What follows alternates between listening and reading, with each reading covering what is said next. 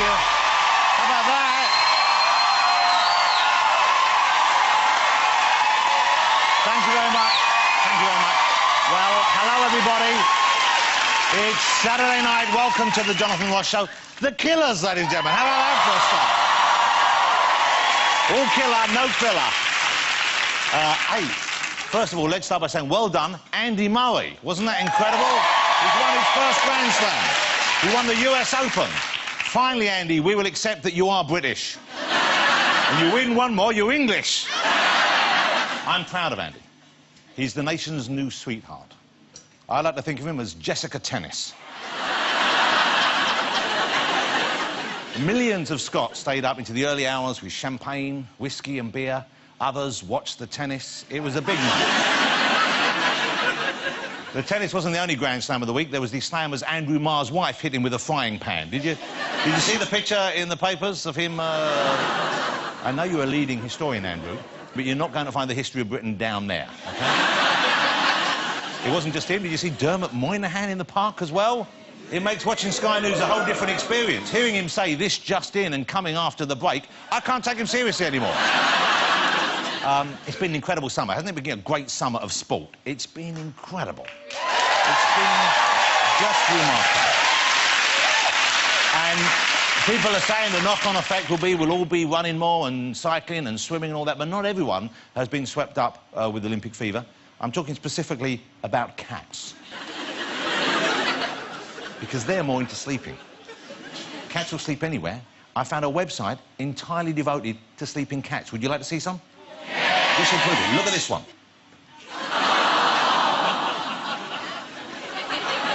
Normally, your keyboard just comes with a mouse, but you see... here's another one. That's how I was during Celebrity Big Brother. OK, this is a sweet one. You'll enjoy this one. I hope he's just spooning her. I hope that's all that's going on. Here's one in the sink. Look at this. All right? And then you're thinking, well, how would he dry out after that? Well, this cat has the answer.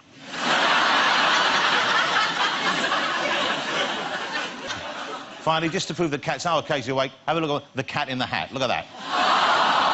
That's a nice... That's a friendly start to the show, isn't it? We have got a packed show tonight, and as I've said already, can you believe it? We've got music from The Killers, ladies and gentlemen. There they are. He doesn't look a thing like Jesus, but talks like a gentleman, like you imagine when you were young.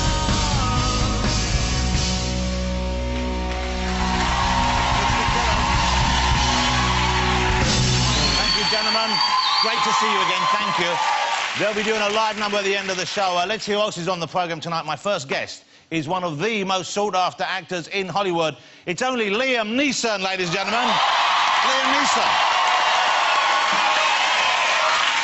Liam's had a long and distinguished career, of course, and incredibly, at the age of 60, he's now playing action heroes. What a remarkable development, Liam. Congratulations on that. Thank you. Yeah. 60 is the new 40, by the way. Is it? That makes me 12. And I believe his next film, I hope I can give this away, his next film is called Dye Hair with a Vengeance. So you see...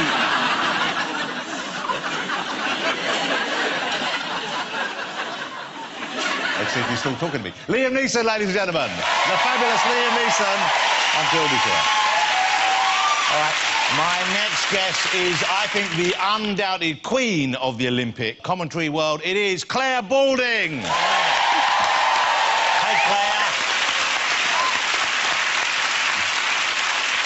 Claire, I believe, I'll probably be safe in saying this, you know just about everything about the Olympics. Would that be... Well, you can say it might not be true. Although, I wonder, do you even know which mascot was Wenlock and which one was Mandeville? I do, actually. OK, she does know. Ladies and gentlemen, it's Claire Balding. My next guest is one of the biggest pop stars on the planet. It's Justin Bieber, ladies and gentlemen. There he is. Hello, Justin. That's a good-looking young man. Did you know this? Justin's haircut, I don't think the new haircut, I think the old haircut maybe, was voted the most influential haircut of 2011. Were you aware of the influence that your hair had had, young Justin? I was not aware of that. Well, don't let it go to your head, because last week this haircut was voted the most influential haircut of 1987. So there you go. Justin Bieber, ladies and gentlemen, he's here. He'll be out here talking. That is the show right there. Just before we get to it, let me show you this, because every week we get stuff sent to the show, and sometimes we show it. And this one I wanted to share with you because it's a very beautiful handbag, as you'll see here. Where's the handle? Here, it's a very beautiful handbag, which doubles as a wine box. I imagine it's for the professional lady alcoholic on the move. This is a genuine thing. It's a handbag, and it's got wine in it, and you can, you know, la-da-da, going for shopping shoes, no one's looking. Man, I need a drink. There you go, look. For the rosé, for the lady. OK? But you can use it as a handbag, because that only takes up part of it. You can have other stuff in there as well. You see that you've got your iPhone in there, and this is someone who really likes their drink, because the iPhone has been adjusted to carry a bit of whiskey in. So there's your chaser, right there. And she's left her keys in here as well. There you go, look, she's got the keys.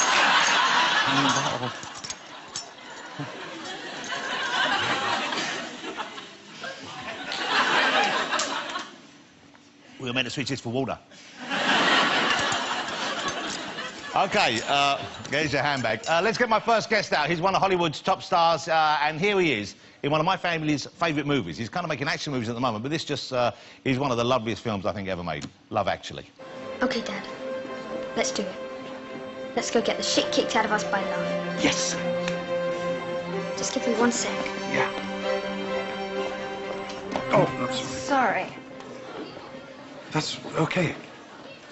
My fault. No, it really wasn't. You're Soundstead, aren't you? Yeah. Stepdad, actually. Daniel. I'm Carol. Carol. OK, I'm back. Let's go. Yeah. Well, I hope we'll meet again, Karen. Carol. That's just a lovely film, and here he is, it's Mr. Liam Neeson!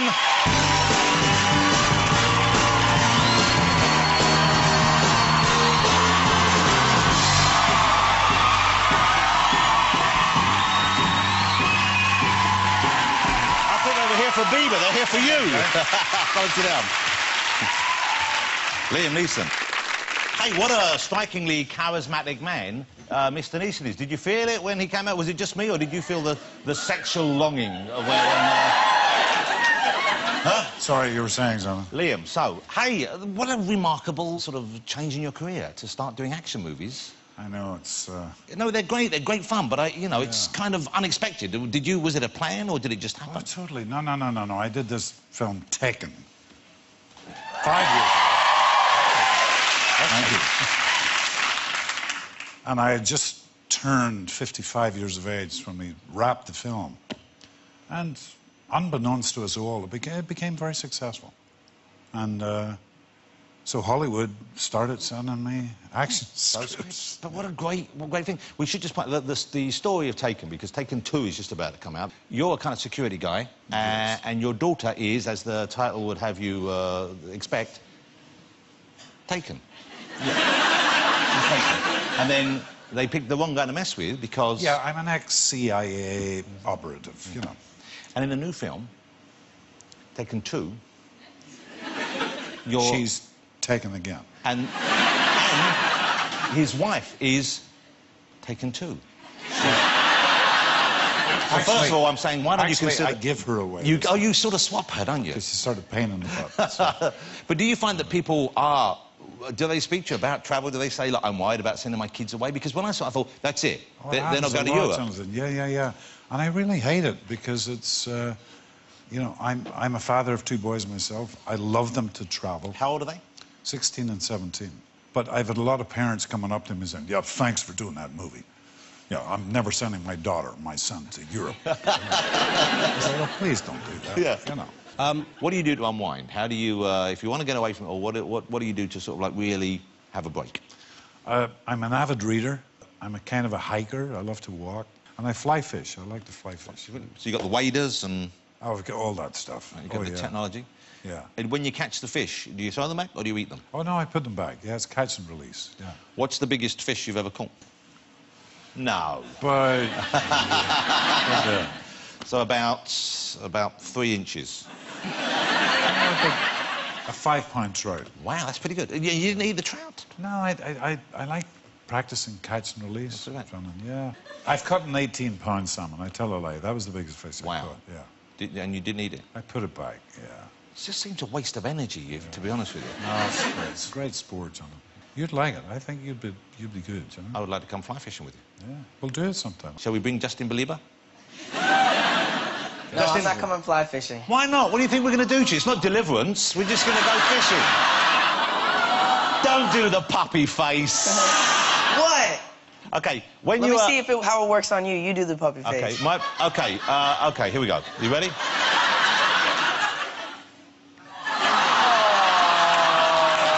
See, that's a puppy face. That's a puppy face. Look and learn, Bieber. Okay, hey, Liam, you know, I have a clip I'm going to share with you that I don't think, Liam, you might never have seen this clip. Should I leave now? No, don't leave now. We're going to take a break, but don't go away, because after this you'll see Liam. I don't think you've ever seen this. Do you remember wearing a handlebar moustache? No. Wait, he doesn't remember it. OK, stick around. We still have Claire Balding, Justin Bieber and the Killers to come as well, but I'll be talking to Liam Neeson after this break. Don't go away.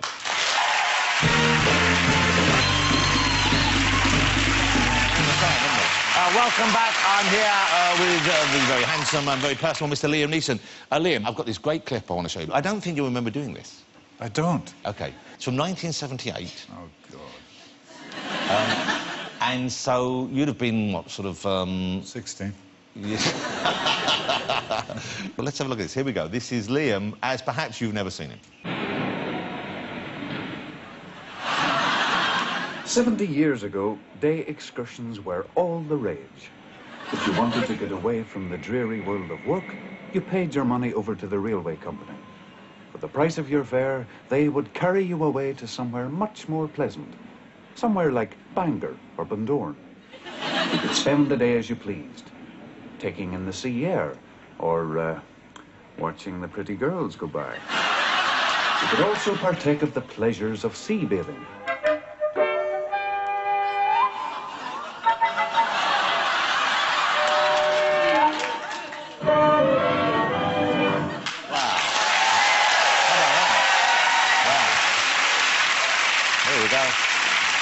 But what I imagine that was quite fun to shoot as well, wasn't it? They were great. They were BBC Ulster educational films for schools. I think this was about the history of railways in Northern Ireland. And so your first big breaks, I guess, took you away from Ireland. Yeah, I did a movie for John Boorman called Excalibur.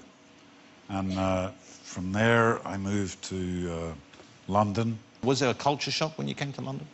It was and it wasn't. It was... I mean, Belfast was the nearest city to me, and it's a small city, you know. But London was a little bit terrifying. My girlfriend at the time, who was an up-and-coming actress by the name of Helen Mirren,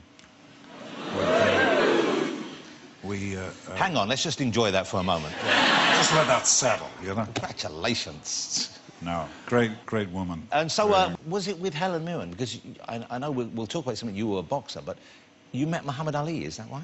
Oh, my gosh. I met Muhammad Ali in 1980 at the Dorchester Hotel. He had made this film, terrible film, by the way, called Freedom Road with Chris Christopherson. And Helen knew the producer of this film. The producer invited Helen, and subsequently myself, would you like to come and have a private audience with Muhammad Ali? And you were a fan, I guess, were you? Excuse me? Yeah. A fan? Yeah. He was my idol. Jonathan, he was my idol. I was a boxer as a kid, so he was my idol. The greatest of all time, perhaps. Yeah. So we went down, and we were ushered up to this beautiful suite. And there were various British celebrities there. Freddie Starr. Do you remember Freddie Starr? Yeah. This is taking the shine off the story a little bit. I think Bruce Forsyth was there. Yeah, let's quit while we're ahead. So you're in there with Muhammad Ali and Helen Mirren. They're the A-listers, yeah. OK. So Mike Parkinson was there. No, let's just go. Once again, I feel I need to give them a I like plug, the colour. you know? I love the colour. The Chuckle Brothers, were they in the... the Anyway, Crankies? Mohammed eventually came in. And he came round everybody and was shaking their hand. And he was making his way towards me, and I thought, he's going to get to me, and I have to say something to him, you know? And literally, my knees started shaking like that. And he got to me, and I held his hand and went, Mohammed, I love you. Pathetic, you know? But genuine, from the heart. Oh, I meant it.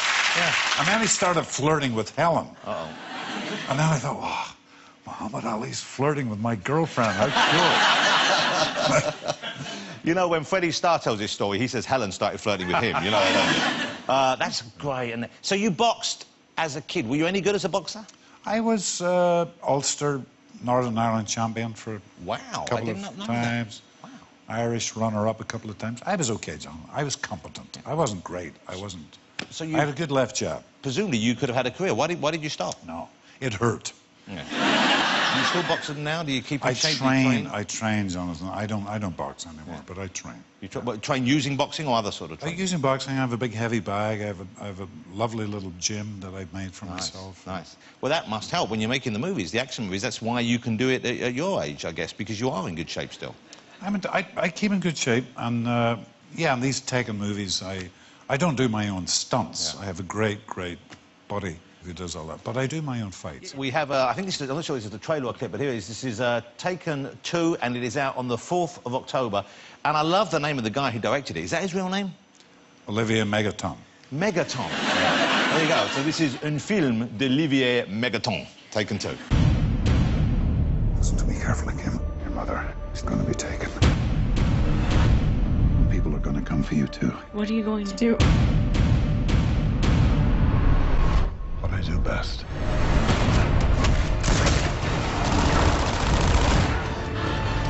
Where is she?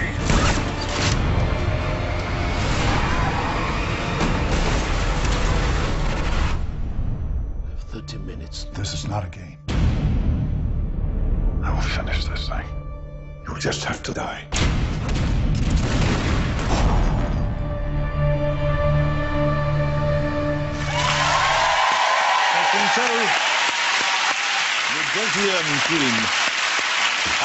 It's great stuff. Thanks, John. Hey, Liam, I'm so thrilled you came on the show. I'm a huge thanks, fan. John. I hope you know that, and I think everyone here is. I think that's I've never seen you in a film. I didn't enjoy your performance. Ladies and gentlemen, the fabulous Mr. Liam Neeson. Thank you, Liam. We're going to take a break. Afterwards, I will be talking to Claire Balding. Justin Bieber's coming up, and we've got the Killers. Don't go away.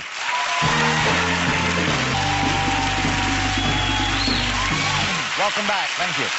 It's time for my next guest. She has reigned supreme on our Olympic screens over the last month. She did a job far better than anyone else could have done. She blew everyone away, and really, I think it was just an incredible performance. It's time she won the gold. Will you please welcome the wonderful Claire Balding?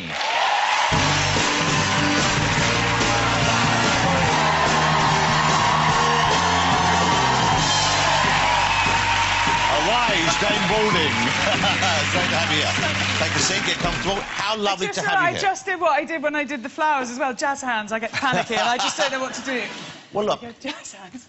The thing is, after the event, it's always easier to say, of course, someone would have been the perfect person for that job. But I'm sure before you did the Olympics, before you know, everyone said, wow, what a knockout performance, I bet you were daunted by it. I bet you found it to be a task. Were you worried? Were you scared? Yeah, I was very nervous. I mean, there's a lot to learn, and particularly knowing that I was going to work on the Olympics and the Paralympics. Yeah. But in many ways, the timing was perfect. You know, I had done 4 Olympic Games before, I'd done 3 Paralympics before. I had enough experience to know how to get through that length of time, because it is a bit of an endurance test. Yeah, so you're working long, long hours for day after day after day. You mentioned you went straight from the Olympics to the Paralympics, OK? An exciting thing, but were you worried that maybe the level of interest, the level of excitement and euphoria that we felt during the Olympics would transfer to the Paralympics, or did you think it might feel a little, you know, that maybe they should have gone first? I was actually always of the opinion that the Paralympics would have more impact, in a way, more long-term impact than the Olympics. I think the Paralympics genuinely has the power to change the world. And I was so thrilled that it was coming home, you know, that coming back to the country that actually invented it. Yeah, of course. And I think that was a major moment. And now, when I meet a lot of kids, you know, want to talk about the Paralympic Games, they watched it and it really mattered to them. And I think we had, you know, really exciting new heroes created. I mean, Johnny Peacock, who's you know, still a teenager, who's absolutely gorgeous, wins the 100 metres. Yeah.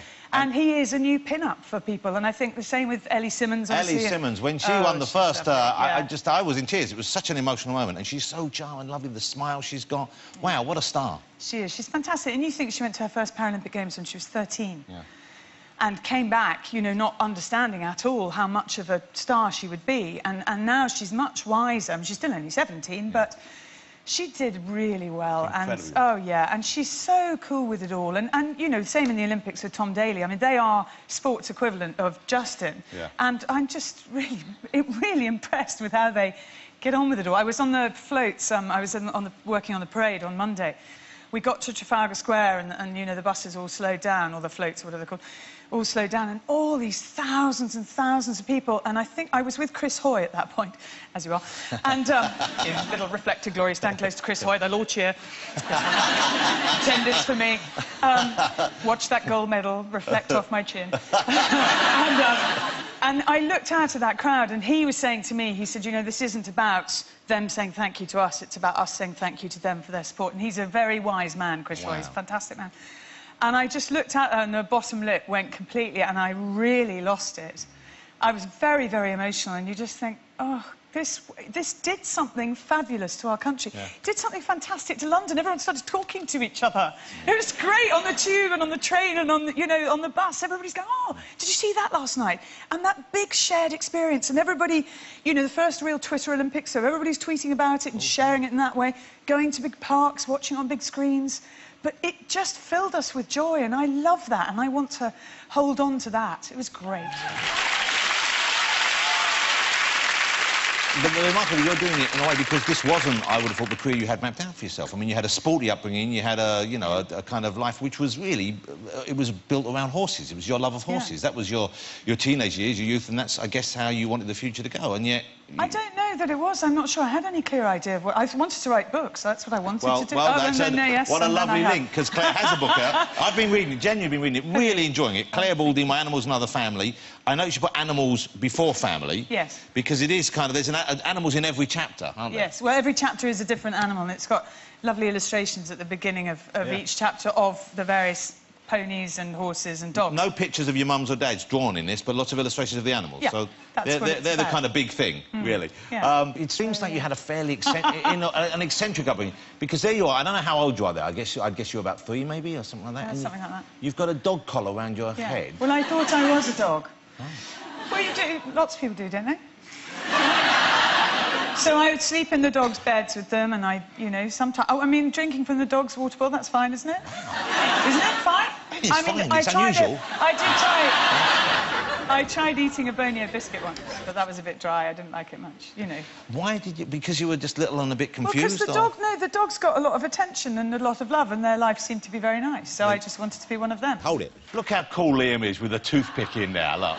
I didn't know I was on camera. Yeah, you got the toothpick in there.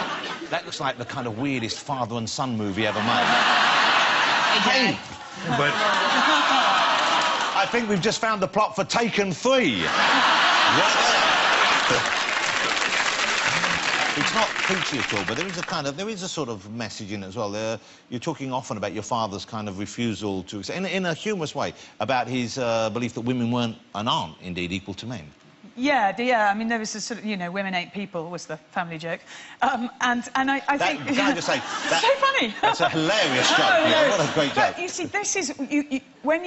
When you do have to fight for attention, and I think lots of people do through their family life and through their school years, when you do have to do it, when you see a summer like this, where women, particularly women in sport, are so celebrated, and when you see a whole range of women on air, on screen, that are all shapes and sizes, that have all different personalities, you have to know that's important and rejoice in that and say, this is huge, because it wasn't always like that, and quite often it still isn't always like that. Even in recent history, I mean, that's what we forget. It was only a few years ago. But the fact, I mean, you've kind of broken the mold anyway. The fact that you cover the rugby sometimes on TV. The rugby league, yes. You know, that would seem traditionally not a woman's role. In the past, I'm sure your dad would find it quite alarming that you landed that job. I think he found it quite alarming, lots of things I did.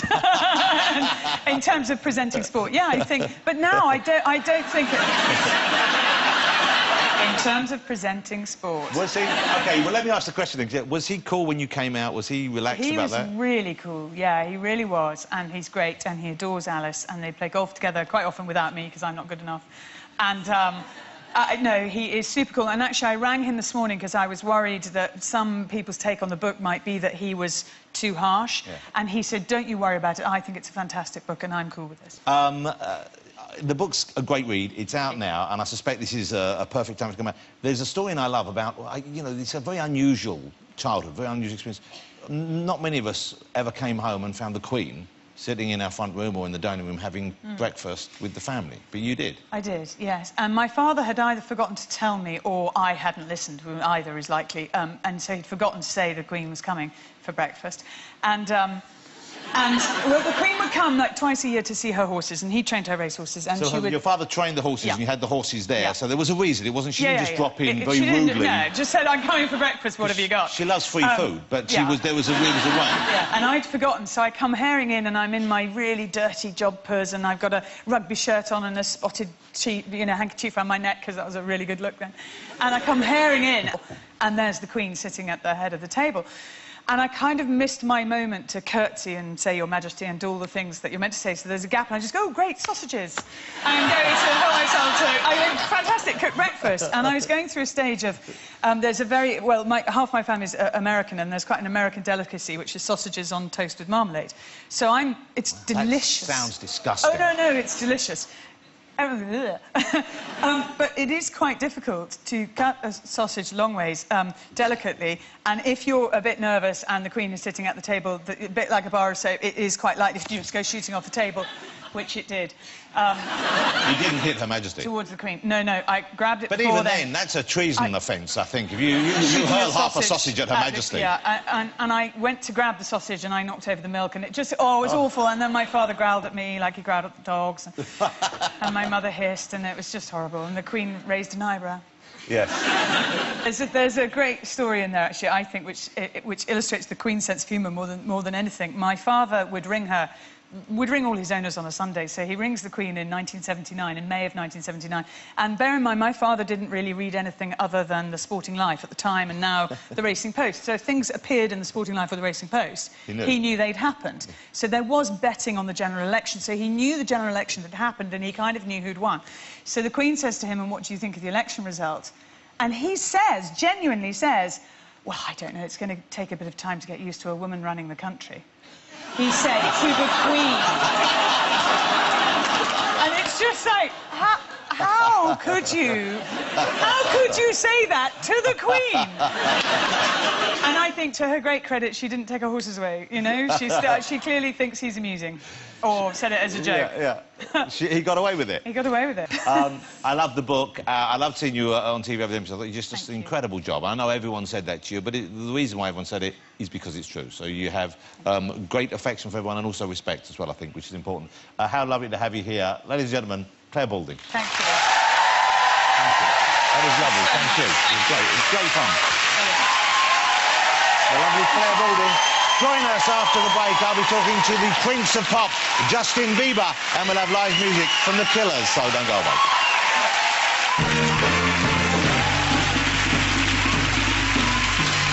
Welcome back. Let's get my final guest out. He is the biggest pop star on the planet right now. It is, of course, Mr. Justin Bieber.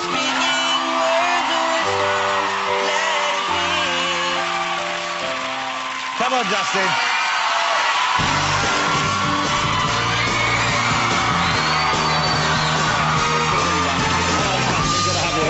Justin Bieber, ladies and gentlemen.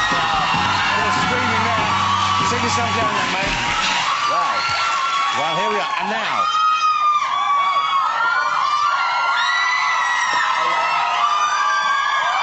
Paving things. Justin.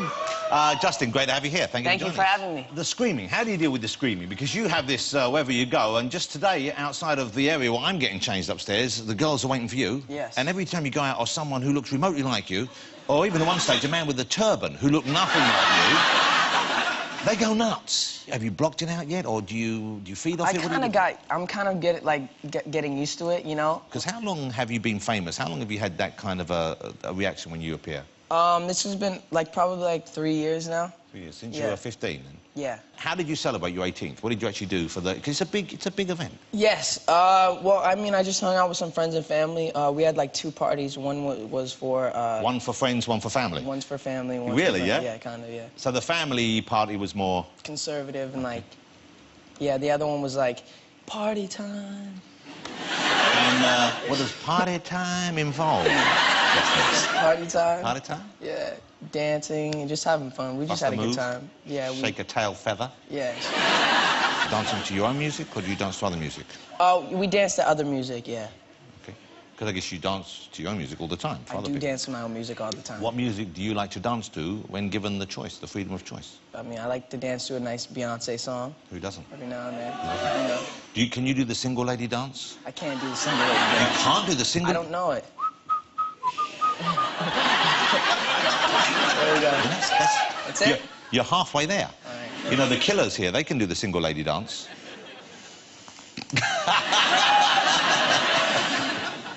They look like they've come to collect money off you. You owe them money. You don't owe them any money. No. So, what is your life like, Justin? Can you enjoy your life? Because obviously it's a huge success, incredible success, and a deserved success. Thank you, sir. But you can't just go out, can you? I mean, you can't go out anywhere on your own, really, can you? Not just anywhere, no. Not without, security and stuff. So how is that for you? I mean, there's ups and downs to it. I mean, sometimes I would like to just go out and just, not have to call security and, worry about all this stuff. But at the same time, I mean, I wouldn't have been able to do any of the things I've been able to do, travel the world. I mean, I didn't have any money, so the fact that I'm even able to come here to, to London, and it's a dream come true. And you see you didn't have any money, I guess, until recently. I suppose your money was being looked after by other people. Yeah, I still have a business manager, but, when I was 17, I didn't, have full control over my money. So how much money were you getting when you were working? 'Cause you were earning, I guess, millions of dollars already. Yeah. How much money were you being given to spend at that time? Well, basically, there was, a certain amount of money, say I had, a couple hundred a week. $200 a week? Yes. Okay. So it's about £3, I think, in English money. So it's not a lot of money. You didn't have it wasn't crazy money. No, it wasn't crazy. It's good. It's good. Yeah, but if I wanted something extravagant or something big, I would just ask I'd have to ask my mom. Yeah, yeah. I was like, Mom, do you think this is reasonable if I buy this? And she'd be like, yes or no. And you would always listen? You wouldn't try and overrule it? You wouldn't then go to Dad and say, I haven't seen Mum for a while. This Batman car I want to buy. Is that kind of cool? Because you do have a Batman Cadillac, don't you? I do, yeah. Yeah, no, so who signed off on that? That wasn't Mum saying yes to that, was it? Because I've asked my Mum. She said no to the same thing for me. Yes, and I also have a Fisker, and it's it's kind of like chrome, so it's reflective, and so the paparazzi try to take pictures, and all they see is themselves. Suckers. No, I'm just kidding. Can you drive? I guess you've passed your test, have you? Yes. So you can drive. And you can drive legally in the States, you can drive at 18? You can drive at 16. What's wrong with that country? So you can't drink till you're 21, but you can drive at 16? Yeah. That's crazy. Yeah. How old can you get married in America? Parts of it's 13, isn't it? I don't think so. Yeah, it is. It's 13 to get married? I understand why your mum lied to you about that, but it's 13. Speaking of marriage...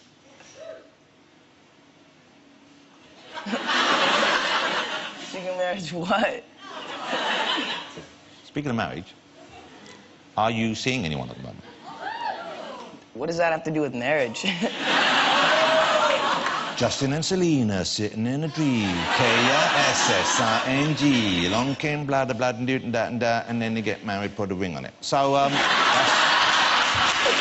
what it has to do with getting married, Conrad. That's funny, Dad. So, are you married? Yeah. How's that?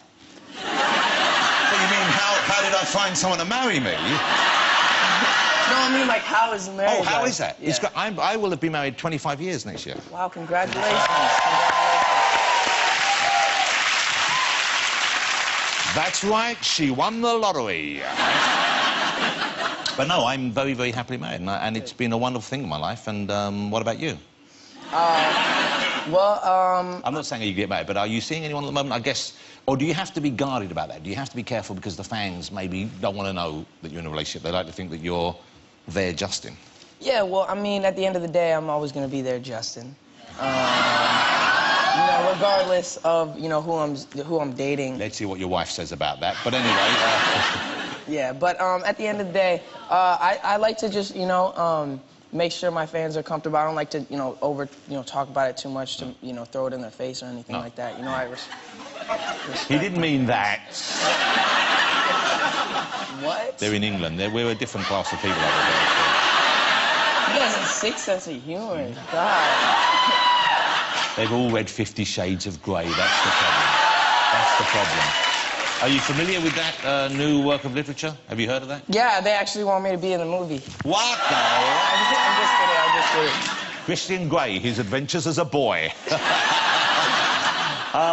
Justin, I didn't know much about... Before you come on the show, I'd heard of you, I knew about you, I'd seen pictures of you. I didn't know much about your music, and so I listened to it and I looked at some tapes, and for what it's worth, I think you're very much the real deal. Thank you. He's a very, very talented young man. The album's good, but the footage I've seen on it, there's some footage of you busking when you were 12, I think it is? Yeah. I was like 12 and 13. I was basically playing guitar in front of my, in my hometown, in front of, like, the theater. And I was just performing, and, you know, I had my guitar open, and people would throw in, like, money and stuff. How much is the most you earned in a day's busking? I made $300 in one day. Wow. Yeah. That's pretty good. It was pretty crazy. And so, like, one summer after all the money I made, I took my mom to Florida. This was right before I got signed. This was, like, right before I got signed. And I took my mom to Florida for, like, to go to Disneyland, because I'd never been on a vacation ever. So you say you took your mum to Florida, but really, you took yourself to Florida. You just Took my needed your mom. mum so you would be allowed to go. I mean, Exactly. let's be very honest about this, Yeah, Justin. basically. Yeah, it was basically you bought yourself a holiday. That's fine. Yeah. But no, I mean, I brought my mom because she also, you know, could not afford to go on a vacation. So, you know, I wanted to treat my mom to something special. Well, that's a lovely thing. And also, Disney, what a great place to go together. Yeah. OK, so the new album, I got the new album here. I'm sure the album's called Believe. I'm sure all the Bieber fans out there have it. Okay. And the last single was Boyfriend, wasn't it? Is that right? Yeah, the last single was Boyfriend. The single now is As Long As You Love Me. All right, here's the thing. Liam has a great voice. Liam, I've given Liam... I wanted to hear a different interpretation of some of Justin's lyrics. So, this is Liam's interpretation of Boyfriend. Let's hear this. Baby, take a chance, or you'll never, ever know. I got money in my hands that I'd really like to blow. Swag, swag, swag on you. Claire? Yep. Chilling by the fire while we eatin' fondue. I don't know about me, but I know about you. So say hello to falsetto in 3, 2, swag. Beautiful. There you go. That travels pretty well, doesn't it? I think that's I want you to use it on the remix. Yeah. All right, so... Justin's new single is As Long As You Love Me, featuring Big Sean. Yes. Who's Big Sean? Big Sean is a rapper, and he is signed to Good Music. He's a big fella as well? Is that why He's not a big fella. He's actually not big at all, which is kind of ironic, seeing as his name is Big Sean. But also confusing, I imagine. Confusing, right? So he told me, he's like, I think it's funny that people have to call me Big Sean, because I'm not actually big. Maybe he's big in other ways. Anyway, here's the... I need a big heart.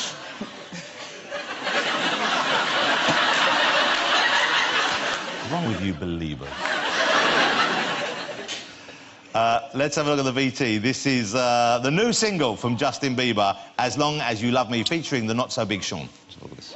As long as you love me, we could be starving, we could be homeless, we could be broke. As long as you love me, I'll be your platinum, I'll be your silver, I'll be your gold. As long as you love,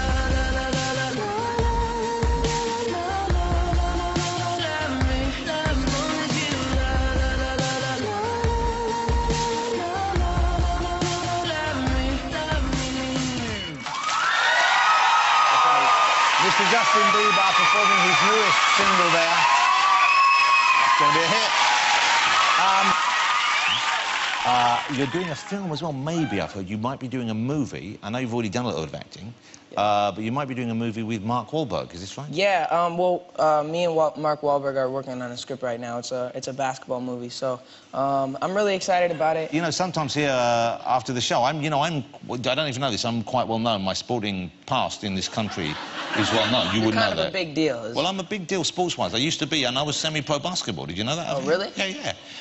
And I still like to catch a hoop occasionally. And I have a hoop here and some balls to hoop. Would you like to hoop a ball? Want to hoop? Let's try and hoop a ball. Let's go. do it. Why don't we do this? Oh, I see. You're meaning business there. You can leave it on. Well, let's see. Let's see who's got game. Okay, What about, let's see. should you go first? Why should... No, you go first. I want to get the measure of you. I mean, I would rather you go first. Stand in that way, because then they can see your face. Come on! What's going on there? Bring it, Bieber.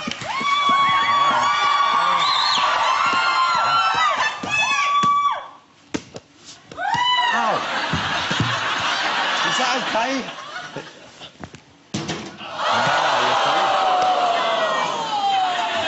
This is sort of trash talk going on here or something. Yeah! Come on! That was impressive. That was impressive, dude. Okay. Liam, did you ever play basketball, Liam? At school. At Yeah, school? I'm not going to join you tonight because I have a sore finger. Hey, you're sporty. Do you want to come out and just give it a go, see if you got any game? Let's do it. Come on. Come on, then. Let's see what you got. Okay. Let's hear it for Claire when she comes out, ladies and gentlemen. Let's give her a round of applause and make sure she feels... Here she comes. Wow. Wow. Wow. That's pretty good. Wow. That's right. Take that. Come on. Okay, where is it? And... Justin, I'll help you, Justin. I'll help you, Justin. I got it. Hurry up. I got it. She's getting away from me. Throw a ball in, ladies and gentlemen. That's very impressive. Justin Bieber, ladies and gentlemen, a natural-born basketball player. You've got some skills. Thank you. I mean, Claire had more skills. I think you have to agree. She was a beast. You know what's awful is I didn't really do anything, and I'm out of breath just from wrestling Claire to the floor. I thought you were a young man. There's a young man hidden inside this protective outer wrapper. That's what it is. Justin, really nice to meet you. Really nice having you in the show. A pleasure to have you here. I know the fans would like you to speak for longer, but the rest of us are bored. He's a great talent. I think he's a great talent, and he's going to be around for many years to come, ladies and gentlemen. Will you join me in saying thank you to Mr. Justin Bieber? Good stuff. Great to have you, dude. Justin Bieber. Thank you so much. Thanks to all my guests tonight. Justin, of course, the fabulous Claire and Liam. Next week on the show, quite a lineup. John Bishop will be here, Emily Blunt, David Guetta and Michael Gambon, and we have music from Fun. I love Fun. That's next week, but now I'm thrilled to say with their awesome new track, Runaways, from their new album, Battleborn, it is The Killers.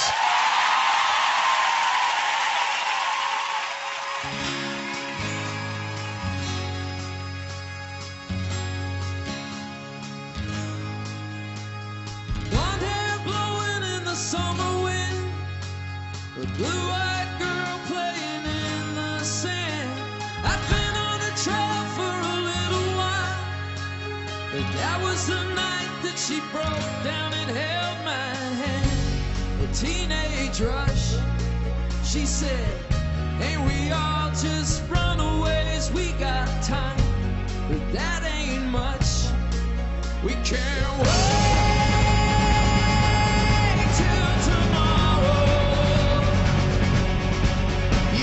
Know that this is real, baby.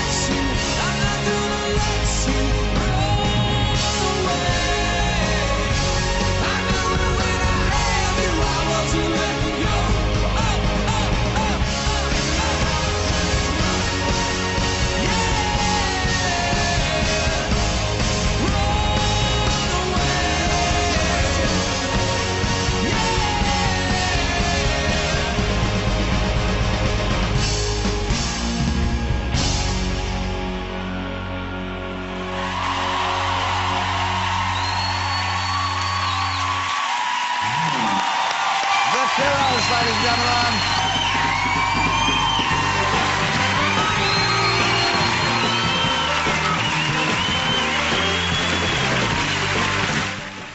Well, this weekend, and Downton is braced for a new arrival. Shirley MacLaine stars as Cora's mum over from America. She's already upsetting the Dowager in a battle of the one-liners. The new world meets the old in Downton Abbey. The new series starts tomorrow at 9.